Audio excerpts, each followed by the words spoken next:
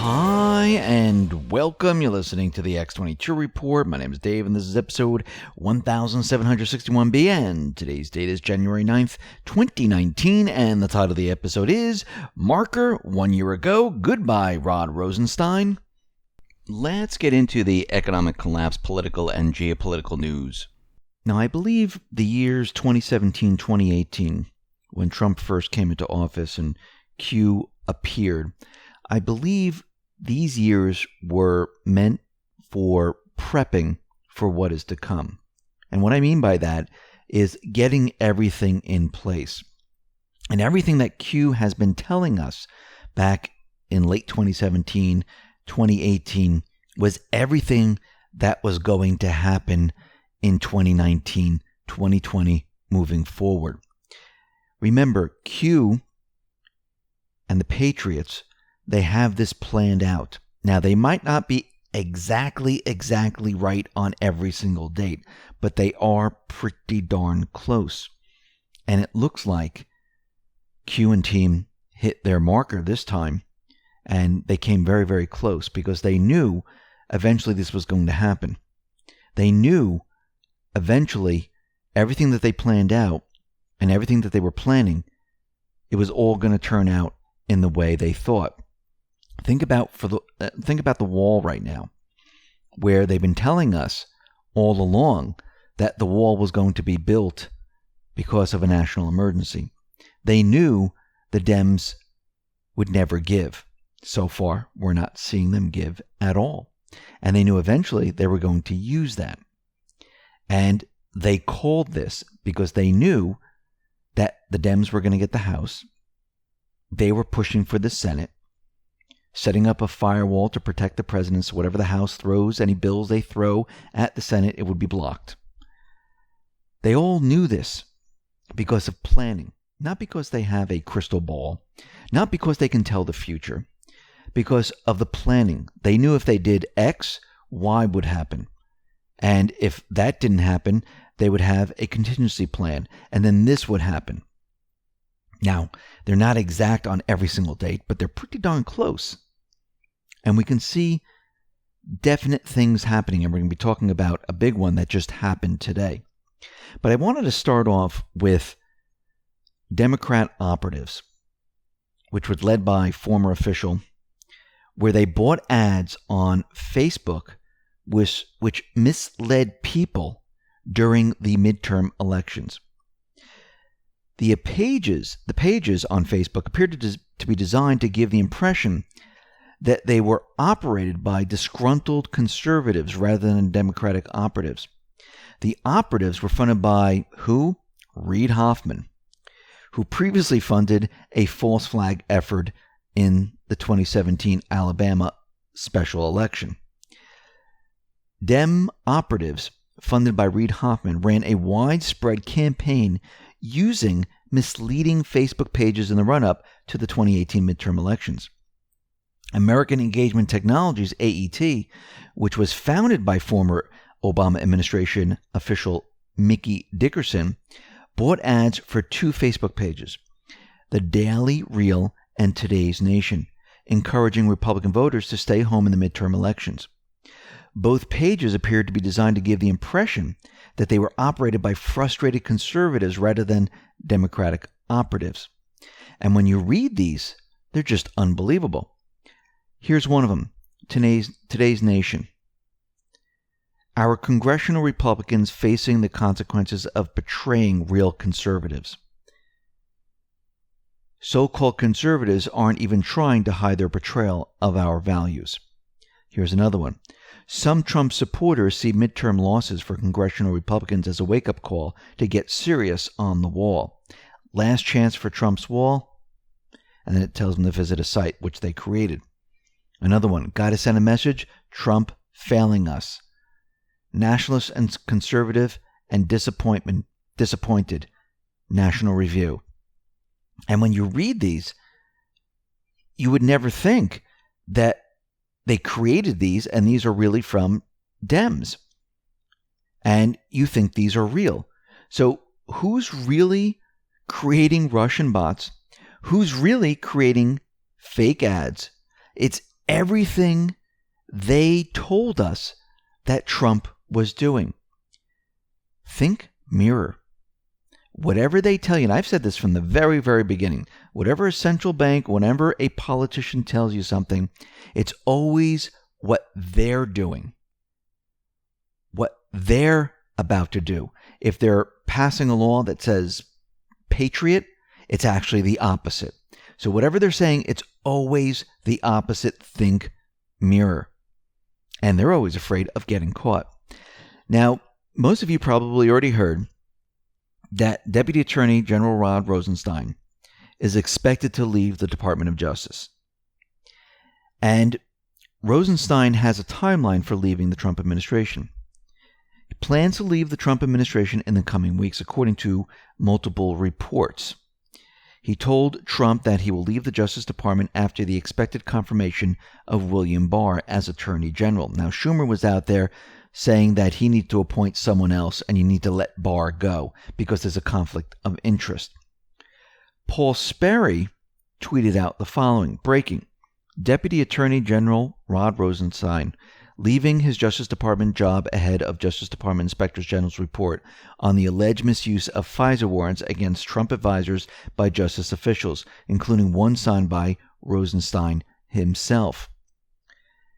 Let's go back to Q's post 460 and 476. Q gave us a marker for Rod Rosenstein. 460. Everything has meaning.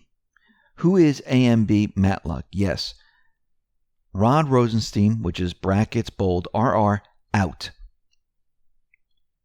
So right there and then, back January 4, 2018, post 460, it said Rod Rosenstein out. Then in post 476 says marker missed, brackets again, Rod Rosenstein out. POTUS tweet, Rod Rosenstein out. Why is this relevant? If you look at this, January 6, 2018, Rod Rosenstein announced that he'll be leaving the Department of Justice, and it is January 9th, 2019. Almost 1 year exactly. Yes, it's off a couple of days. But they knew back then, because this was the part of the plan, what it was going to take to get Rod Rosenstein to resign. He wasn't fired. He decided to leave on his own because he knew what was coming. He knew what he did and others have done. We're getting closer. Now, Trump tweeted out something very interesting. He tweeted out billions of dollars are sent to the state of California for forest fires that with proper forest management would never happen unless they get their act together, which is unlikely. I have ordered FEMA to send no more money. It is a disgraceful situation in lives and money. And we talked about the forest fires before. But what's very interesting about this tweet is that forest fires, or just the word forest, was spelt wrong. It had 2 R's in it, and then it was corrected. Was this a message to all Annans letting us know that Rod Rosenstein was leaving the Department of Justice? Maybe, maybe not. But that's just very coincidental. Now, we know that Trump gave a speech about the wall on Tuesday. And he said something very interesting during the speech and about the wall, which we're going to be going over in just a minute. He said, some have suggested a barrier is immoral. Now we know that Nancy Pelosi said this. Then why do wealthy politicians build walls, fences, and gates around their homes? They don't build walls because they hate the people on the outside, but because they love the people on the inside. And I thought that was a fantastic message to everyone in this country. We're not building the walls because we hate all those people. We're building the walls because we love everyone inside. We want to keep them safe. The people on the outside need to go through the proper procedures to come into our home. Same thing with all these wealthy politicians, wealthy movie stars, wealthy elites. To get into their home, you must go through the proper procedures. You must go through the gate, you must be vetted, and they will let you in. It's the same thing with this country. Now, the mainstream media and the deep state, they're trying to show that there are no problems at the border, but we all know there's tons of problems. We have drug trafficking, illegals, human trafficking. We know we have it all. Paul Sperry tweeted out, ISIS plotting to infiltrate open U.S. borders. Federal prosecutors say a 21-year-old Somali American planned to open up routes to the U.S. through Mexico to the Islamic State terrorists based in Syria, and they could penetrate the U.S. border and attack American cities. Well, there are some terrorists right there, and I know more terrorist information came out today already, and we're in the beginning of 2019. Judicial Watch actually went down to the border, and they reported that we have a crisis on the border. This is what Judicial Watch says. After mainstream media outlets reported that illegal immigrants don't bring disease into the United States, the Border Patrol reveals that it is getting slammed daily with dozens of illegal immigrants carrying serious illnesses. This includes tuberculosis, influenza, and pneumonia. In fact, a Guatemalan migrant who died in the U.S. custody on Christmas Eve had influenza B, a virus that causes respiratory infections. Federal agents are referring 50 illegal immigrants a day for urgent medical care, according to figures obtained by Washington, D.C. conservative newspaper. Authorities say it's unlike anything they've ever seen before. Many of the migrants have tuberculosis, parasites, or the flu. There are also lots of pregnant women about to give birth.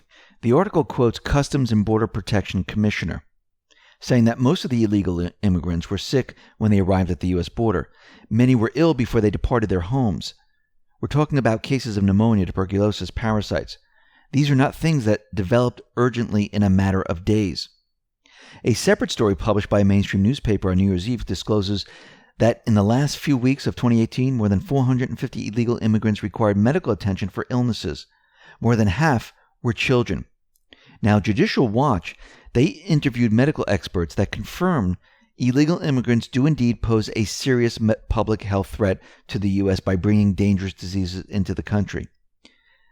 We definitely have a national emergency on our hands here.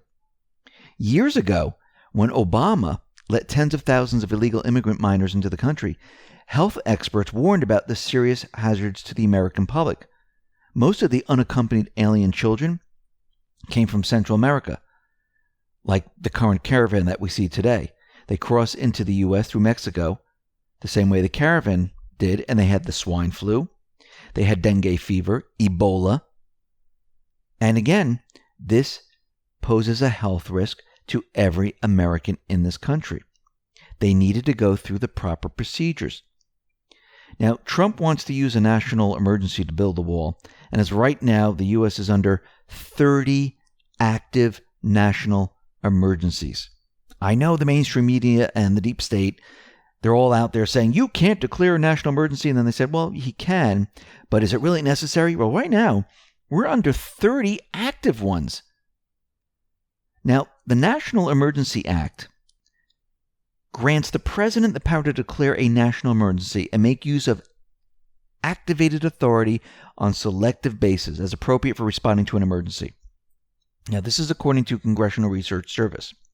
When declaring a national emergency, the president must indicate, according to Title III, the powers and authority being activated to respond to the problem at hand. The first ever emergency declared under the National Emergency Act was entitled Blocking Iranian Government Property, which went into effect November 1979 under Jimmy Carter. Do you know that one is still in effect today? Trump has previously declared 3 national emergencies, blocking the property of persons involved in serious human rights or abuse or corruption, which we know, imposing certain sanctions in the event of foreign interference in the United States election, and blocking property of certain persons contributing to the situation in Nicaragua. Obama declared 12 national emergencies during his presidency, 10 of which are still in effect. Now, federal law states that not later than 6 months after a national emergency is declared, and not later than the end of each 6-month period thereafter, that such emergency continues. each House of Congress shall meet to consider a vote on a joint resolution to determine whether that emergency shall be terminated. But we have 30 active national emergency still in effect, and one going all the way back to 1979. Now, Trump tweeted out today, just left a meeting with Chuck and Nancy, a total waste of time. I asked what is going to happen in 30 days. If I quickly open things up, are you going to approve border security, which includes a wall or a steel barrier? Nancy said, no. I said, bye-bye. Nothing else works. Now, does this mean that Trump is going to use the national emergency to build a wall? Well, he might at this point. He gave them a warning. He wanted to sit down with them, but they are not budging whatsoever. We have Hillary Clinton out there tweeting the following. We've raised over $100,000 and counting for organizations that help families and kids at the border since the beginning of the president's TV stunt last night. Let's keep counteracting his lies about migrants and refugees with positive action. Now, first of all, you know this money is not going to help the children. Think about Haiti. Think about the Clinton Foundation. Think about the investigation by an outside firm that was looking into it saying, yeah, a lot of this money didn't go to any of these charities whatsoever. And we're looking in to see where all this money had gone. Now, we know the amount that she was receiving from her foundation has dropped considerably. Do you think she's raising this money because she's losing all the money from the foundation and she needs money to either travel or to run? Maybe. But we know it's not going to the children. It has nothing to do with the children. How do we know this? Well, we need to go back to post 2049. This was August 31st, 2018. And this was a post from Q that said Saudi Arabia access closed, Epstein Island access closed, Haiti access closed, North Korea access closed, and went down the whole list here. And down below it said Hillary Rodham Clinton, which is HRC, equals Alice. Saudi Arabia was Wonderland.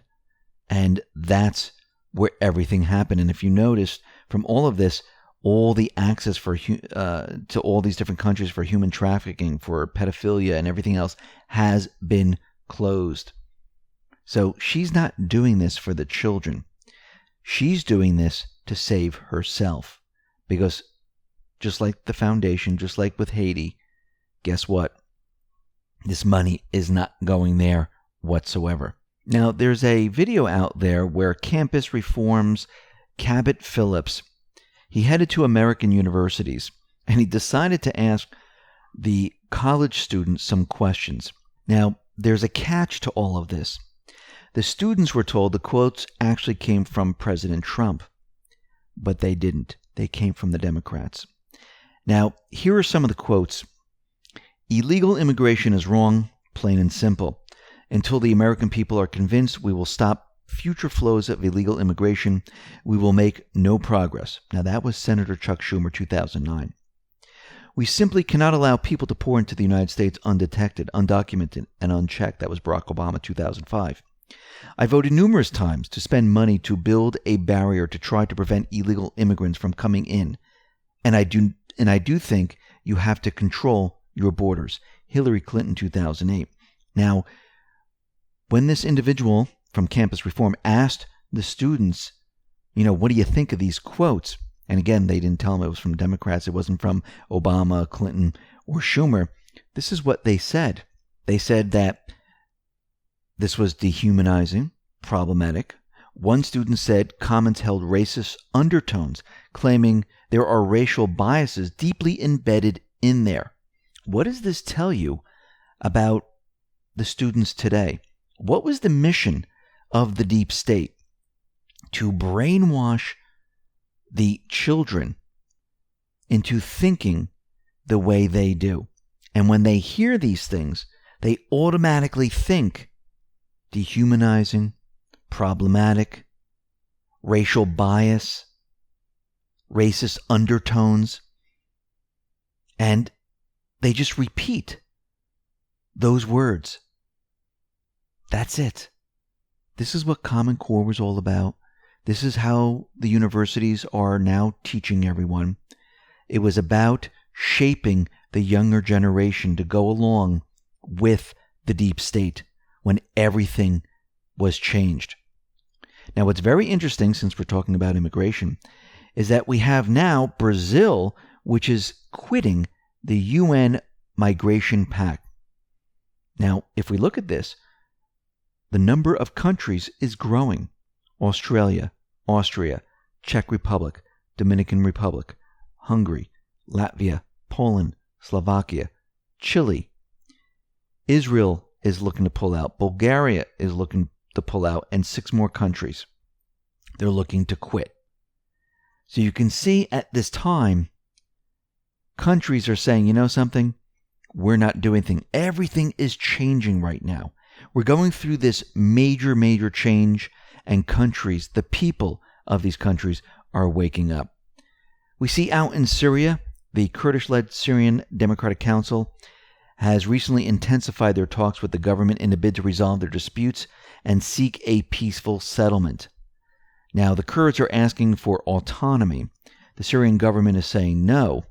So the Kurds are saying, listen, if we're autonomous, we would still be part of Syria and the Syrian government would still rule. We just want to be left alone in this area. At this time, it looks like they're going to come to an agreement.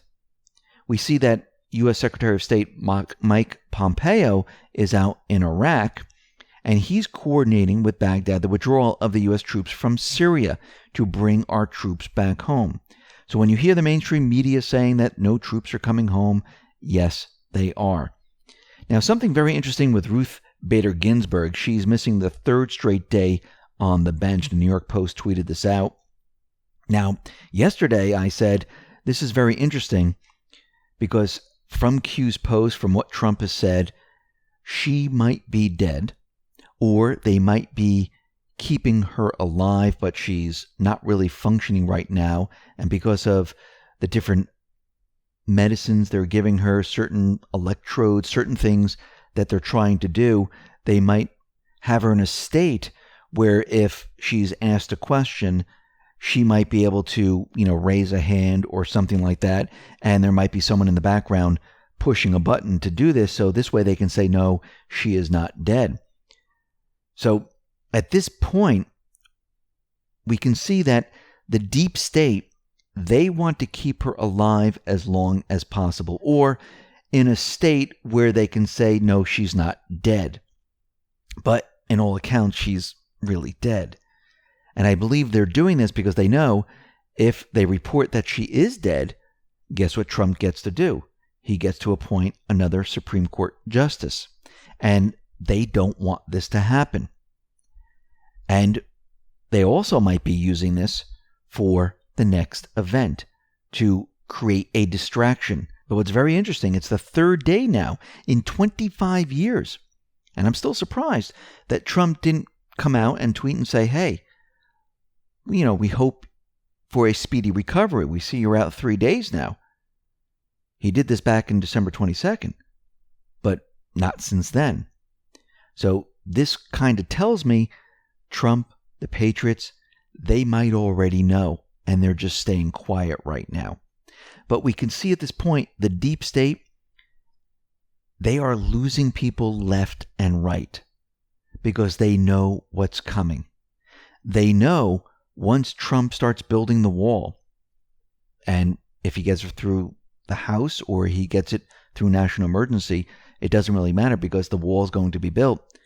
Their drugs, their human trafficking, their slush fund of money comes to a screeching halt. They know that Trump has the FISA ready to go. They know there's indictments. They know all of this is about to hit the fan. And it looks like many of these people are jumping ship or raising money to maybe scurry away. But we can see they're panicking. And the Patriots are becoming stronger and stronger as time goes on. Listen, everyone, thanks a lot for listening. Be well, be safe, and especially be prepared. Thanks a lot.